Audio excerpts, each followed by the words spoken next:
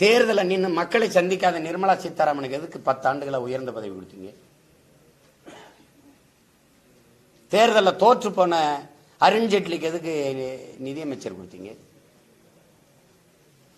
தேர்தலில் தோற்று போன தேர்தலே நின்று மக்களை சந்திக்காத ஜெய்சங்கர் சுப்பிரமணியனுக்கு எதுக்கு வெளியுறவுத்துறை அமைச்சர் கொடுத்தீங்க? தேர்தலில் நின்று வென்ற எத்தனை பேர் வெறும் பாராளுமன்ற உறுப்பினராக உள்ள நிற்கிறான்? மக்களை சந்திச்சு மக்களின் நன்மதிப்பை பெறாதவனுக்கு எப்படி அவனை ஆளுகிற அதிகாரத்தை கொடுத்தீங்க? இது என்ன மாதிரி அமைப்பு?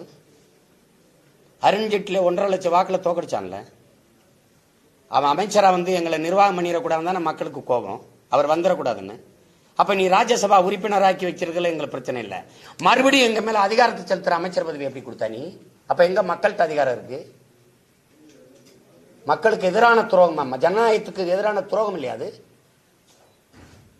வார்டு கவுன்சிலருக்கு வரிசையில் நோட்டு போடுறீங்கல்ல, இது குடியாட்சி தானே? குடிமக்களின் தலைவர் யாரு? திரௌபதி முர்மு, ராம்நாத் கோவிந்த். மக்கள் தேர்வு பண்ணாங்களா? மக்களால் தேர்வு பண்ணப்பட்டவர்கள் தேர்வு பண்ணாங்களா? ஒரு வார்டு கவுன்சிலுக்கு வரிசையில் ஓட்டு போடுற மக்கள் குடியாட்சியின் தலைவர், குடியரசு தலைவரை தேர்வு செய்ய மாட்டாங்களா? நீ ஏன் அப்படி வைக்கல எலெக்ஷனு? வெறும் எம்பி எம்எல்ஏவா சேர்ந்து ஓட்டு போட்டு நிறுத்திடுறீங்க உங்க வசதிக்கு. இது என்ன மக்களாட்சி?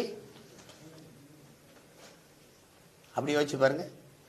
நீ ராஜ்யசபா உறுப்பினரா வச்சுக்க, சச்சின் டெண்டுல்கரை வச்ச, இப்ப எங்க ஐயா இளையராஜாவை பெருமைப்படுத்த கூட்டி போயிருக்க, ஒன்னும் சொல்லல. தம்பி எல் கணேசன் எல் முருகன் வந்து தோத்துட்டாரு, அவரை மாநிலங்களவை உறுப்பினராக கொண்டு மந்திரி ஆகிற. அப்படி மக்களை சந்தித்து மக்களின் நன்மதிப்பை பெற்று தேர்தலில் வெற்றி பெறாதவர்களுக்கு மந்திரி பதவி இல்லை அப்படின்னு சட்டம். வேணா மாநிலங்களவை உறுப்பினராக இருக்கலாம். அதனாலதான் தப்பா இருக்கு. மக்களால் தேர்வு செய்யப்பட்ட ஐயா ஸ்டாலின் அரசு ஒரு திட்டமோ சட்டமோ போட்டால் ஆளுநர் கையெழுத்திடுறதில்லை. 8 கோடி மக்களால் தேர்வு செய்யப்பட்ட ஒரு அரசுக்கு இல்லாத வலிமை ஒரு நியமன உறுப்பினர் ஆளுநர். அவருக்கு எப்படி இவ்வளவு அதிகாரத்தை குவிய விடுறீங்க? அவர் கையெழுத்து போட்டா தான் 8 கோடி மக்களின் உரிமை, அவர்களின் நலன் பாதுகாக்கப்படும்னா இது என்ன ஜனநாயக நாடு? மக்களாட்சி நாடு இது. அப்ப இந்த அமைப்பு தப்பா இருக்கு, அதை மாத்தணும்.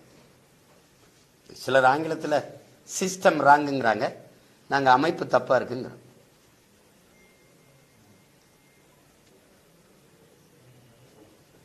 வாக்கு எந்திரத்தை மாற்ற முடியல. நீ நேர்மையான தலைவன், நேர்மையா சந்திக்கிறவன்.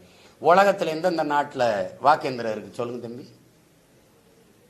India, Nigeria, Bangladesh. பங்களாதேஷ் கைவிட்டுருச்சா இல்லை? இப்போ